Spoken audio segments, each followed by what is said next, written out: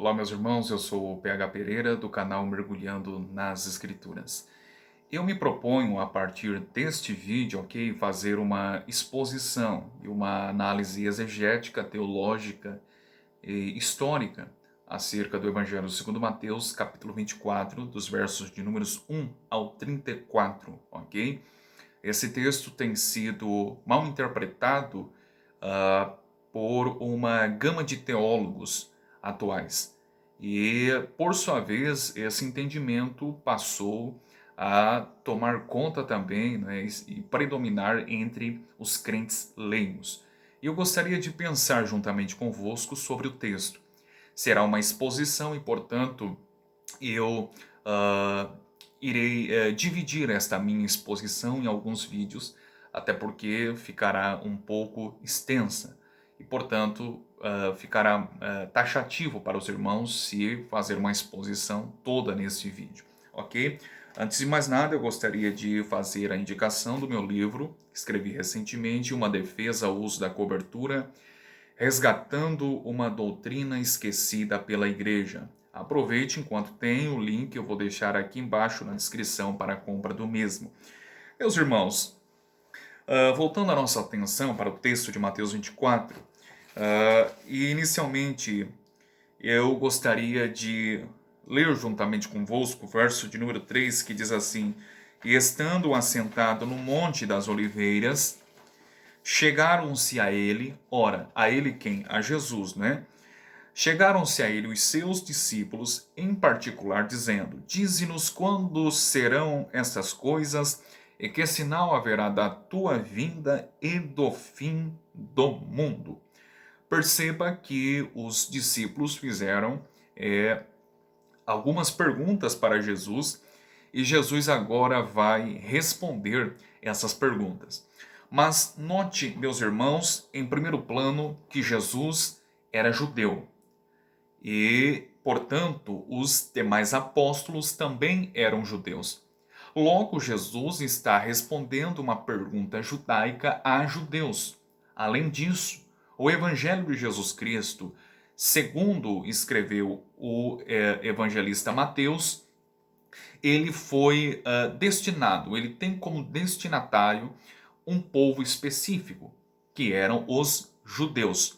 Portanto, guarde isso e memorize muito bem. Jesus era judeu, os apóstolos eram judeus, Jesus está respondendo uma pergunta judaica a judeus.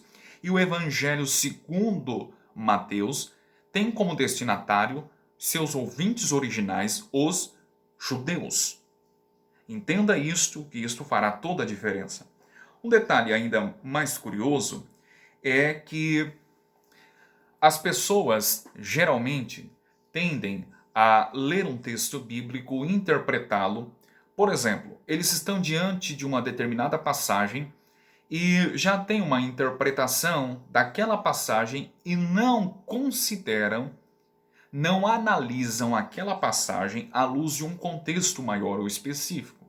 O grande equívoco das pessoas é pensar que nos manuscritos originais havia essa distinção, ou essa separação, né, entre capítulos e versículos. Capítulos e versículos não faziam parte dos manuscritos originais. Os capítulos são divididos a partir do século XIII depois de Cristo e os versículos são divididos a partir do século XVI. Até mesmo os chifres ou sinais de pontuação, eles não faziam parte dos manuscritos gregos originais, mas datam e foram acrescentados nas escrituras a partir do século IX depois de Cristo. Portanto, se o leitor bíblico tiver isso em mente, fará toda a diferença. Logo, quando ele está diante do texto bíblico, ele deve de recorrer e ler os contextos anteriores, posteriores. Logo, o capítulo 24, ele está intimamente entrelaçado, intimamente ligado ao capítulo anterior, isto é, o capítulo 23. E é isso que precisamos reportar a nossa mente, a nossa atenção para o capítulo 23 antes de entendermos o capítulo 24. Essa divisão de capítulos e versículos, né, facilitou a procura do leitor bíblico acerca do livro tal, do capítulo e do versículo tal. Embora ele facilitou isso, né, a identificação de textos bíblicos, Por outro lado, ele também dificultou, porque o leitor bíblico leigo, ele tende a pensar em ler o texto e ficar nele e não recorrer ao contexto anterior ou posterior. E o que dificultou e trouxe também vários equívocos de interpretação. Quando lemos o capítulo 24 de Mateus, devemos de entender primariamente o capítulo 23. Note você que Jesus, no capítulo 23, ele estava confrontando a elite religiosa do seu tempo. Entre eles, os fariseus e os escribas. Uma série de ais Jesus pronuncia para eles, ok? Se nós lermos todo o capítulo 23, nós iremos de verificar uma série de ais de toda a hipocrisia, dos pecados que a elite religiosa, os doutores da lei, fariseus, escribas e assim por diante tinham de ter feito.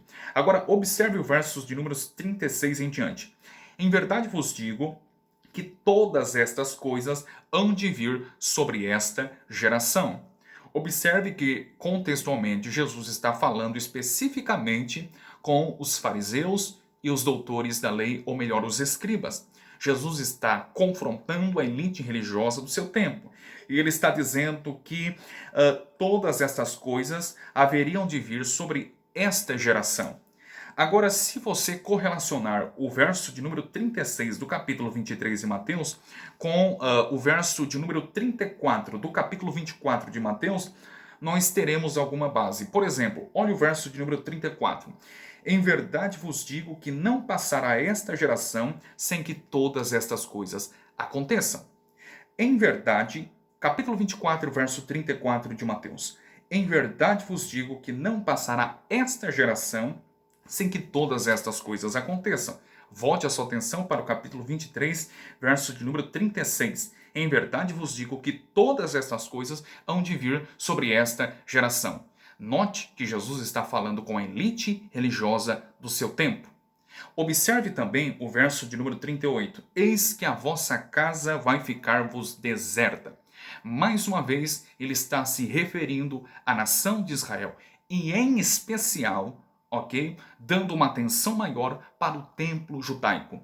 A casa que iria ficar deserta refere-se à nação de Israel como um todo, mas em especial, especificamente, ao templo judaico. Se voltarmos um pouquinho a nossa atenção para capítulos anteriores, como o capítulo 12, versos de números 43 ao 45, Jesus narra a parábola misteriosa da casa possessa e ele diz que um espírito imundo, tendo saído do homem, anda por lugares áridos, buscando repouso e não encontra. Verso 44. Então ele vai dizer: voltarei para minha casa de onde saí, e voltando acho-a desocupada, varrida e adornada. 45. Então vai e leva consigo outros 7 espíritos piores do que ele, e entrando habitam ali. São muitos atos desse homem, são os últimos atos desse homem, melhor dizendo, piores do que os primeiros. Assim acontecerá também a esta geração má. Esse texto tem sofrido de uma interpretação errônea e equivocada.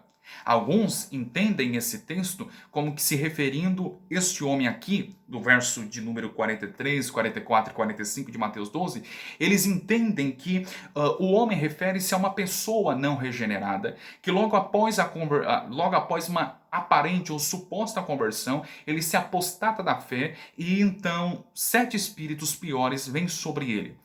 Contextualmente não refere-se a uma pessoa, a um indivíduo, mas o contexto refere-se a Israel.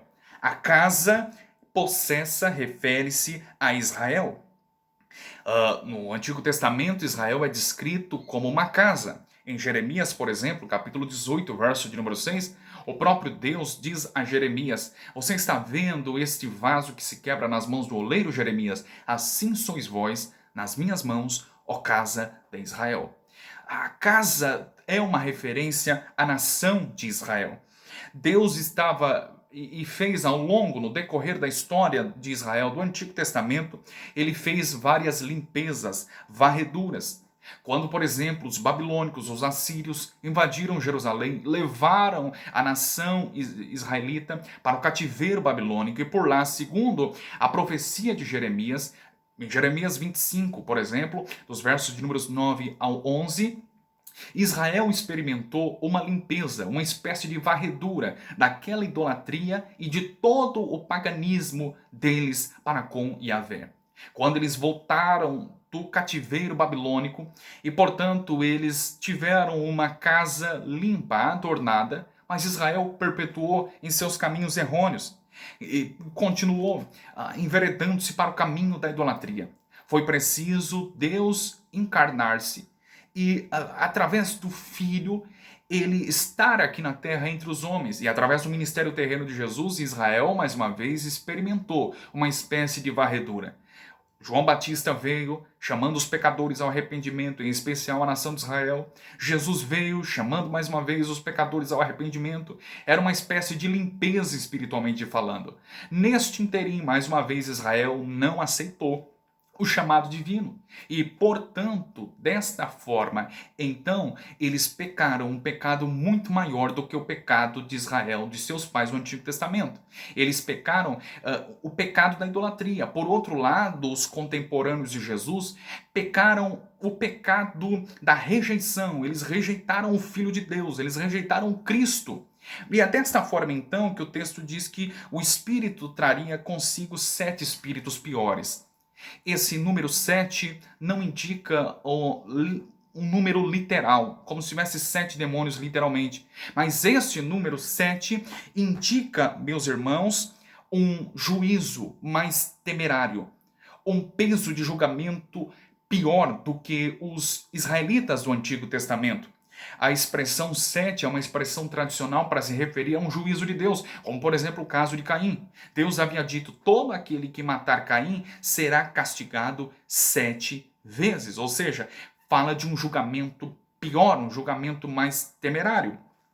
E de fato Israel experimentou um juízo maior pelo fato, no contexto de Mateus capítulo 12, por exemplo, o verso de número 24, os religiosos, eles atribuíram o que Jesus estava fazendo aos demônios, dizendo que a ação do Espírito Santo ali e que Jesus fazia tudo isso pelos poderes de Beelzebul, o príncipe dos demônios.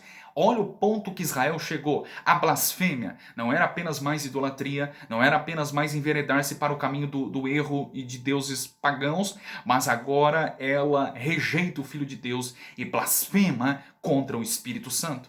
E nesse aspecto, o Espírito traria 7 espíritos piores e traria um juízo maior. E o texto diz que aconteceria também a esta geração má. A esta geração má deve ser entendida contextualmente, pois ali estava Jesus confrontando mais uma vez com os fariseus da época. Nesse interim, Jesus vai confrontando a elite religiosa do tempo, bem como o capítulo 23 do Evangelho de Mateus. Ele está focando em Israel. E ele está tratando de um juízo vindouro, que seria rápido, que seria iminente, mas pesado. Percebe que a expressão esta geração, que aparece em textos como Mateus 23, Mateus 24, refere-se à geração contemporânea. Não refere-se a uma geração futura. Alguns equivocadamente dizem, por exemplo, que Mateus 24, verso de número 34, em verdade vos digo que não passará esta geração sem que todas estas coisas aconteçam. Alguns entendem que é uma geração futura.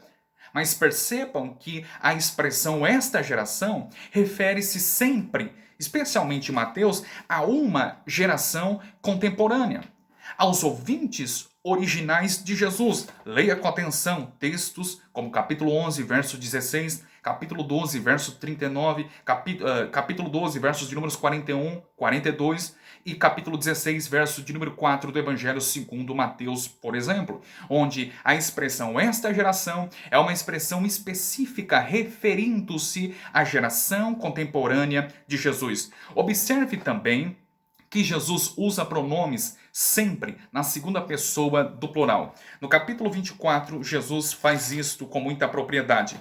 Leia o verso de número 2. Jesus, porém, lhes disse: não vedes tudo isto? Em verdade, vos digo. Jesus sempre vai usar aqui pronomes referentes à segunda pessoa do plural. Vos, vós.